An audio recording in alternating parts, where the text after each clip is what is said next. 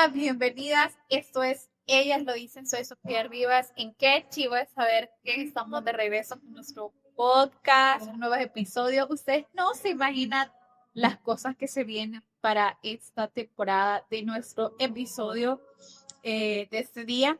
Y para eso tengo una súper invitada y ella se llama Eli Castillo. ¿Cómo está, Eli? Muy bien, mucho gusto. Gracias por haber invitado, de verdad, es un placer.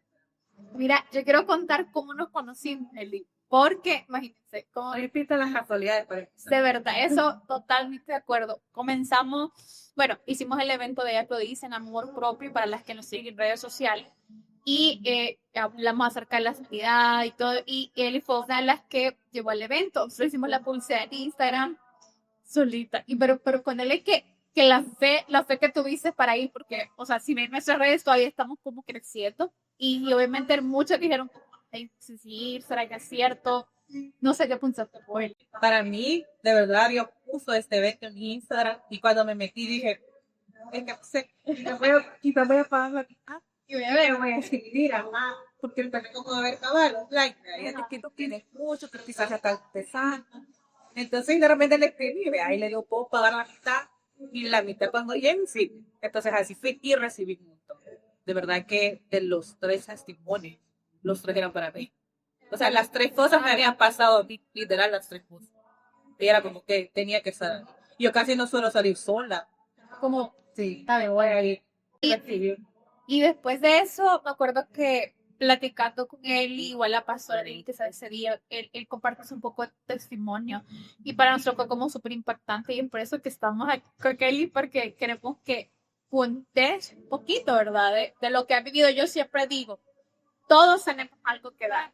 Todos tenemos algo que compartir. Todo de nuestra historia y de lo que Dios ha hecho en nosotros puede marcar la vida de otras personas. Y como le dije en el día del evento, para mí es como, si he pasado algo difícil, algo doloroso, tengo dos opciones, o quedarme con el dolor y sufrir, o convertir ese dolor en algo que pueda ayudar a otro, transformarlo en algo bueno. Entonces creo que ese evento fue como eso, y como decís, no fue casualidad y encontramos a Eli y a muchas niñas más, pero Eli, testimonio es tan bonito y yo sé que todavía también está en el proceso, como muchas de nosotras como mujeres, estamos en el proceso de sanar muchas cosas, de entender muchas cosas, de amarlos a nosotras mismas también.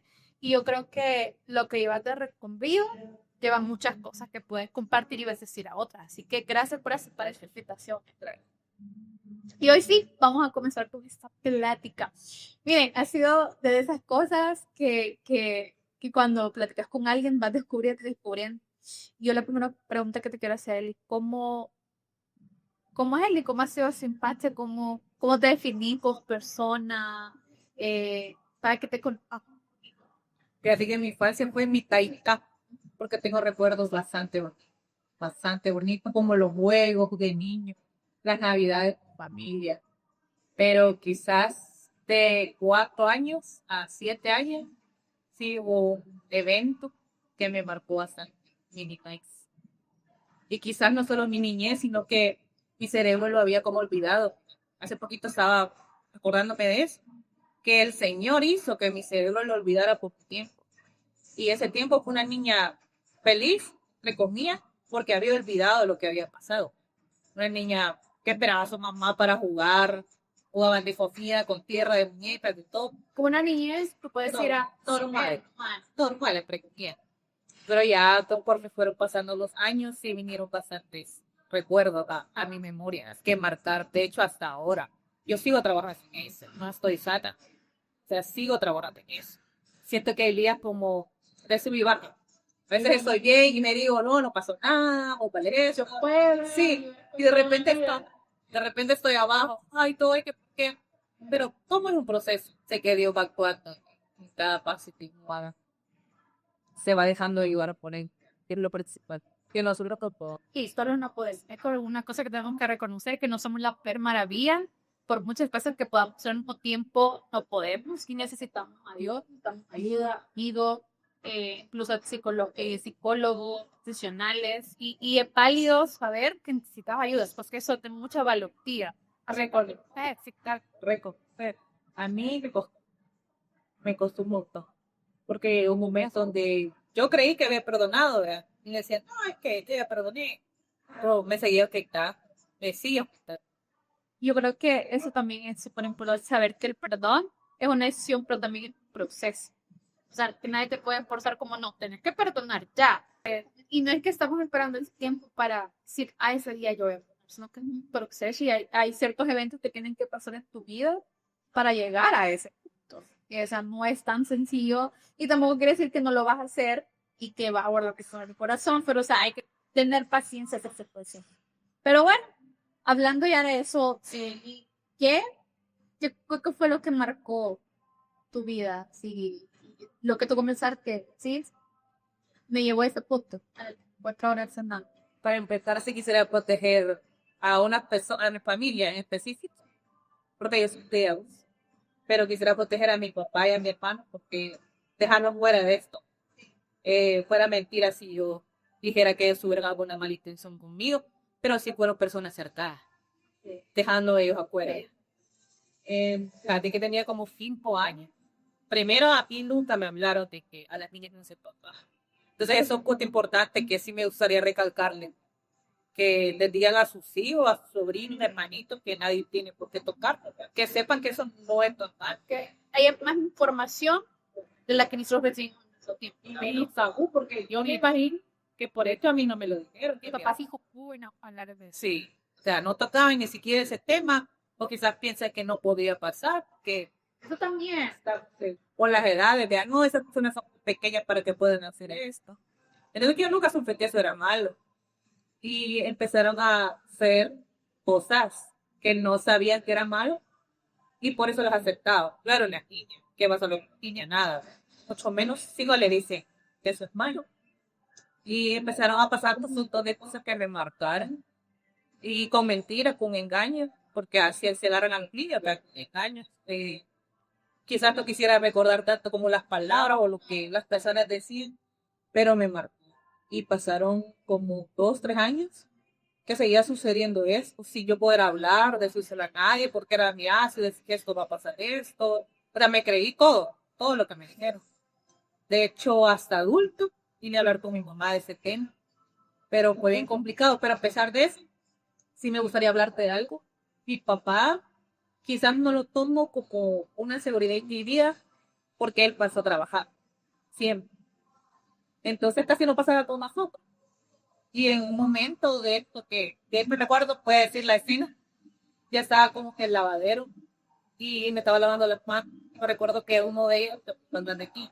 Y cuando me abrazó por atrás, fue la primera vez, yo no sabía que era mal, pero fue la primera vez que yo me di la vuelta, lo señalé y le dije, así literal, si me vuelves a hacer eso, le voy a decir a mi papá que te mate. O sea, sí, literal, le voy a decir a mi papá que te mate. Y ya después entendí, conforme fueron pasando los años, y yo hablé con una tía que nunca me refería a mi papá, nunca me refería a él, porque él no significaba seguridad en mi vida, porque no estaba por su trabajo, sí, por su trabajo. Y siempre me refería a Dios. Entonces él sí estaba ahí. Entonces él le dio valentía a una niña que prácticamente después de esas palabras que yo dije, eso dejó de pasar. Porque yo me imagino que ellos dijeron, si la niña más chiquita ya sabe que fue malo y habla, hay otra persona atrás de que era que probablemente lo va a decir. Entonces esto fue como el stop para que todo eso dejara de pasar. Y pero después entendí que había sido Dios y que me había dado esa valentía. Pero sí que es con un montón de inseguridades pasadas. Me llama la atención lo que decís de el hecho de que sabían que estaba de un maíz y que eso dejó de pasar porque siento que todavía hay padres que viven eso y siguen guardando con a Dios, porque la verdad es que es muy difícil. Ya, pues, porque me pasa eso? Porque yo sufrí, porque me hicieron esto. Y es fácil decir, ay, Dios, ¿dónde he estado? Cuando pensás en un niño, Sumo, ¿por qué? ¿Por qué Dios permite estas cosas? Y creo que mucha gente me pregunta, pero desde tu lado, que tú viviste eso y decir esas palabras me impresiona mucho. Cualquier persona culparía a Luis. mira, así que no me lo oculté, pero sí con método de pistola. Sí, como que nadie, yo estaba sola, nadie vio lo que pasó. Nadie vio. Pero últimamente el Señor me está hablando bastante en sueño. Yo hace ya como año y medio, 2 años, tuve uno. Pero quizás estaba con eso mejorado. Y me vi a mí, de la edad de 5 o 6 años, sentada en la cama, pero con la espalda en la pared. Y estaba con las piernas agarradas. No sé tal. Y yo estaba llorando, me pero una camisa blanca, unos zapatos tenis blancos por los laditos. Y yo estaba llorando y cuando levanté la cabeza, en el mismo momento que yo estaba levantando la cabeza, yo vi a Jesús como que lo representan en las películas, con su túnica, con su túnica. Entonces cuando yo levanté la cabeza, él también estaba llorando. Entonces, ¿Me estás llorando? sí, él me dijo, yo sí te vi. De hecho, estoy leyendo un libro pues, que se llama así. Que esas fueron las palabras que él me dijo a mí. De hecho, en mi case, pues está, esa es mi edad. Ay, Empecé y ahí sí usted. ¿Cuál es la cámara? Y lo vi a él. Era la primera vez que yo sí me sentí que alguien me había visto. O sea, no me sentí solo. A pesar que no me reclamé, pero sí sentía, no sé, como un vacío alto de que no estabas nadie para proteger. Niño es lo que necesita protección. Ya. Pero sabes que bien bonito la manera que lo pones. Pienso que en el momento del dolor de lo que pasa así, o sea, no está literal, te si está Dios, o dónde estás, también soy de eso. Pero sabes, lo que sí me llama la atención es que el daño que alguien te ocasiona, quien lo repara, es Dios. De lo que alguien te daña, al final de cuentas, que viene a reparar es Dios. Y yo creo que eso es de las cosas más bonitas, saber que Dios repara algo que no dañó. Y en hacerse como responsable de alguien que de algo que él no debería.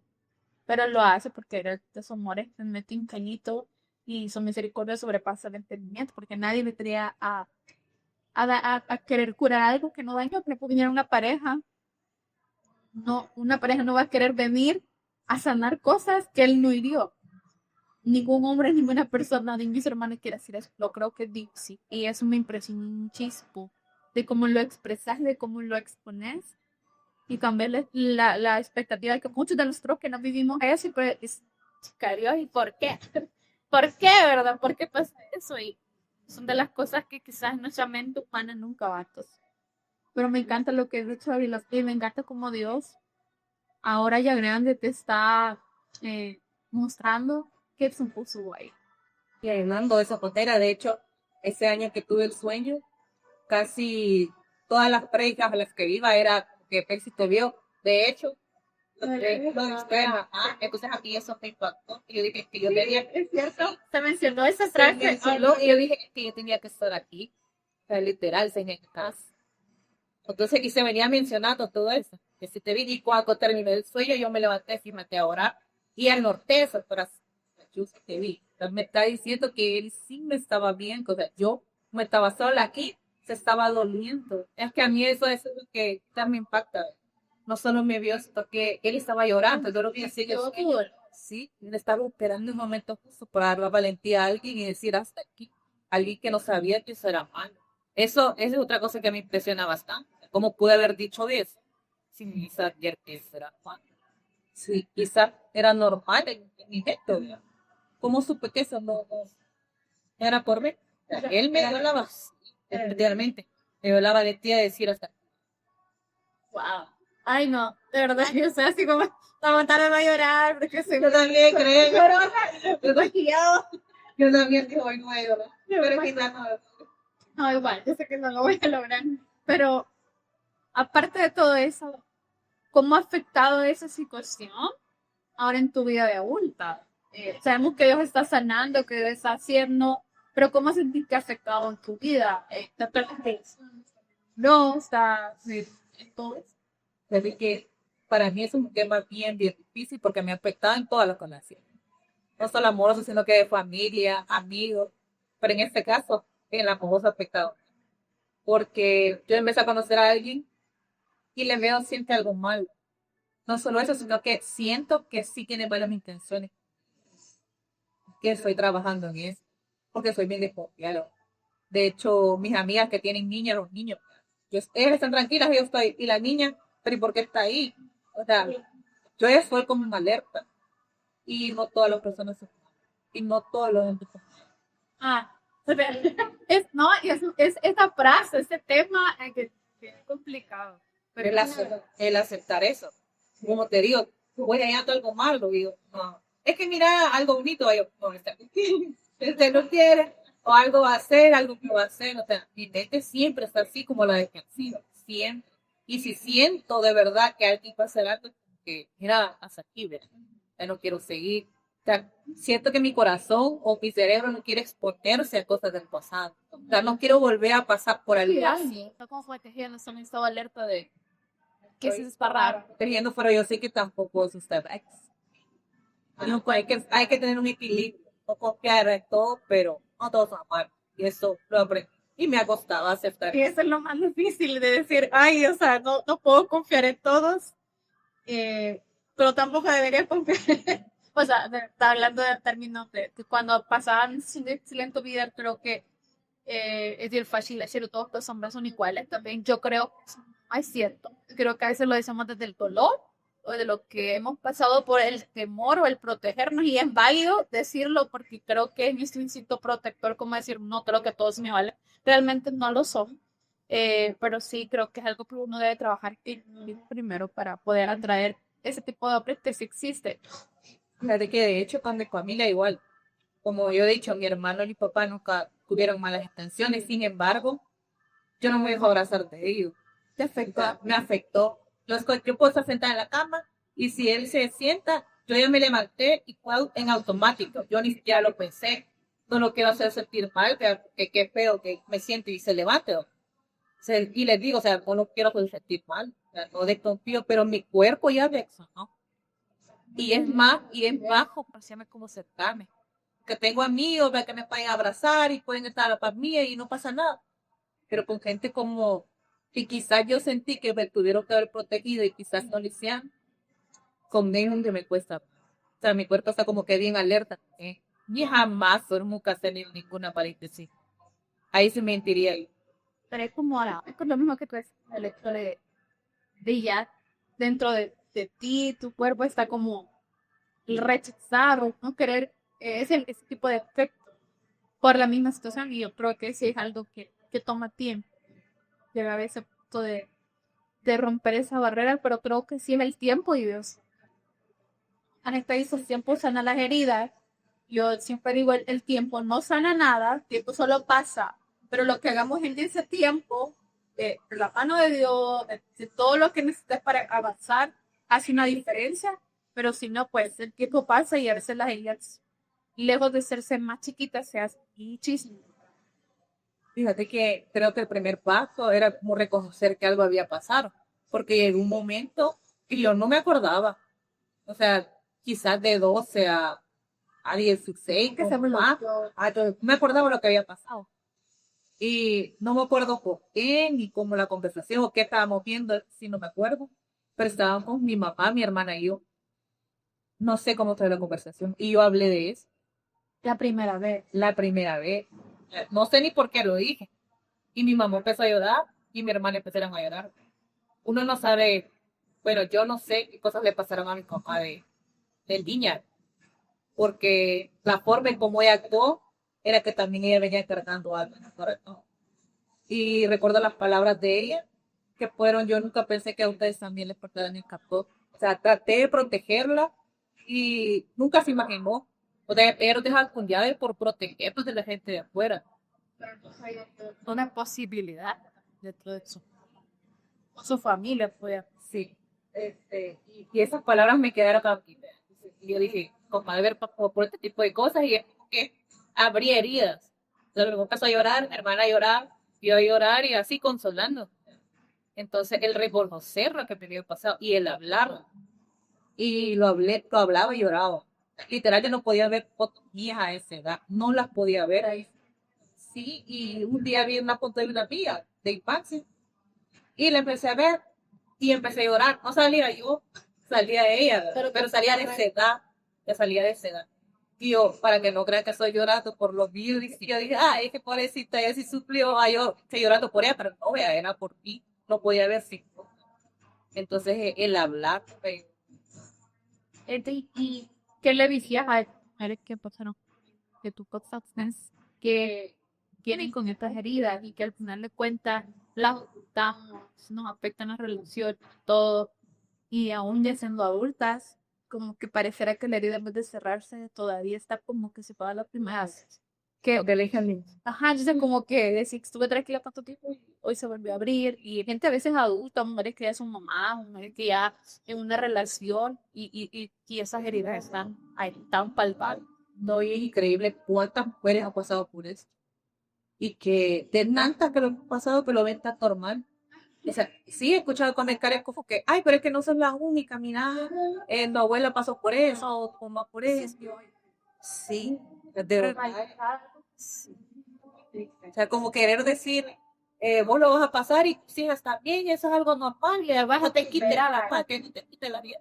No, pero yo sí le quisiera decirte que el hablar sana. Y no para nadie, porque no se trata de eso. Primero por nosotras, por sanar nuestro corazón.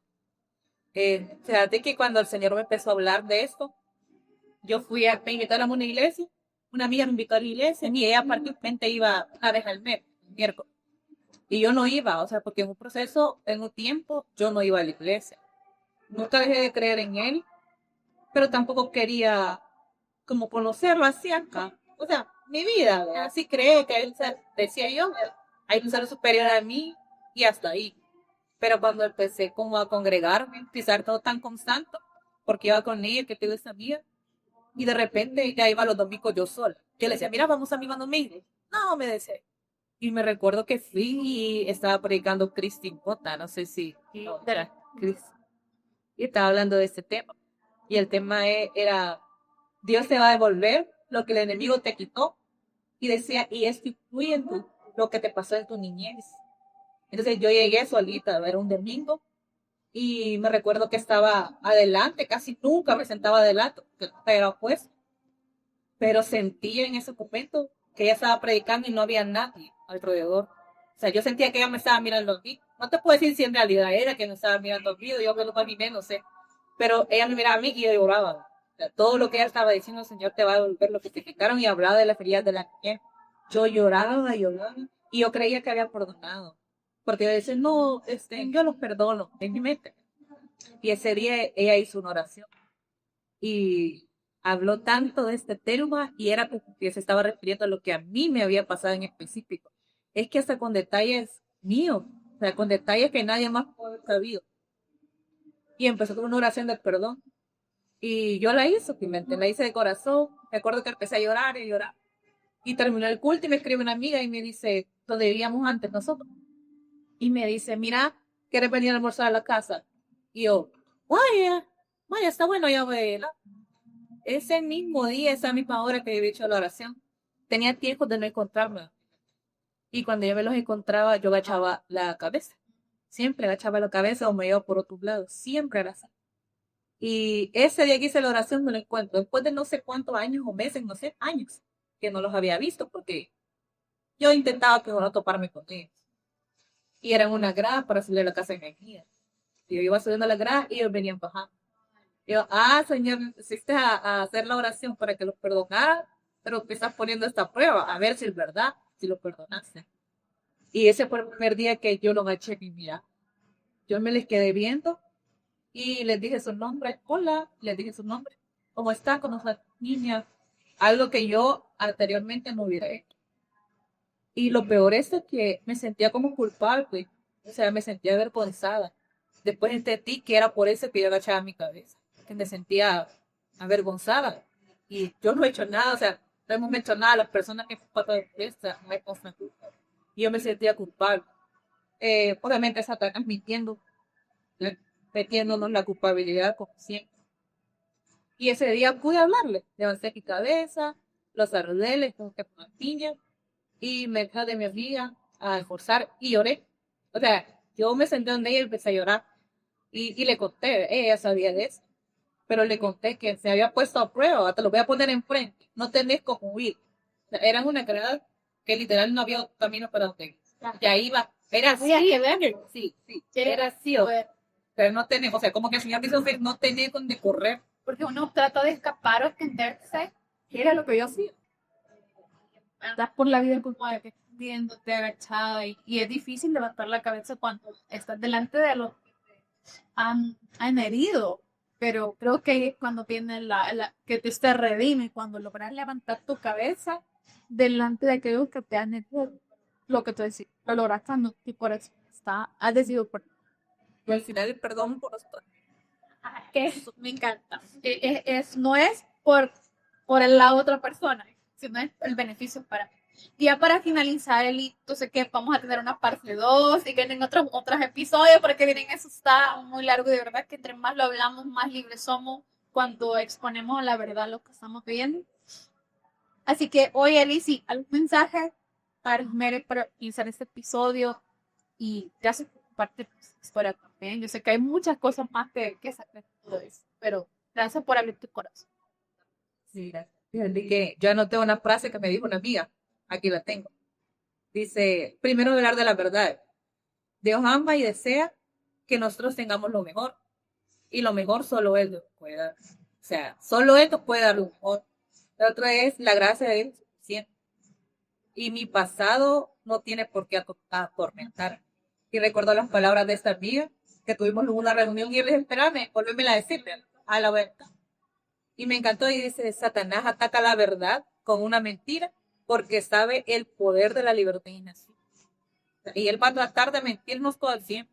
Claro, no es suficiente, te pasó esto por algo, como cuando pasan las violaciones y que dice la gente, es que como andaba vestida, es que correcta, o andaba de moche, que son esas horas, pero ¿qué le puedes decir a una niña? A una niña de casa que ni siquiera sale. ¿Qué le vamos a decir a esa persona? Y el Satanás es como que por algo pasó, te lo merecía, o Dios no te quería, o Dios no te veía, pero él sí nos ve siempre. Y Dios es justo. Y así de justo Él siempre hace cosas perfectas para nosotros. Y así que sí me gustaría recalcarles que hablen y que se permitan llorar, que se permitan sentir el duelo. El llorar, la gente dice, ay, que si vos estás llorando es porque no tenés a Jesús en tu corazón. Si Él lloró, porque pero casi siempre es como que, ¿por qué tenés a Dios en tu corazón? Se cayó llorar. Sí, pero Él lloró con Job y Golazo, aún sabiendo que lo iban a resucitar. Eso no quiere decir que no confiaba en su papá, y si no le pusiera a mi papá, y si no lo resucita. Él no estaba desconfiando de su papá. Él estaba sintiendo eso, porque eso sana. Y en mi caso eso me ha sanado. Sigo en esto, porque la verdad no estoy sana completamente. Como te digo, hay alto y bajo. Pero el hablar es santo. Y el buscar ayuda. O sea, necesito ayuda, yo no puedo sola. Gracias por escuchar. Ellas lo dicen. Síguenos en Instagram como @ellasloDicenPod y sigue viviendo, creciendo y creyendo con nosotras. Nos escuchamos en el próximo episodio.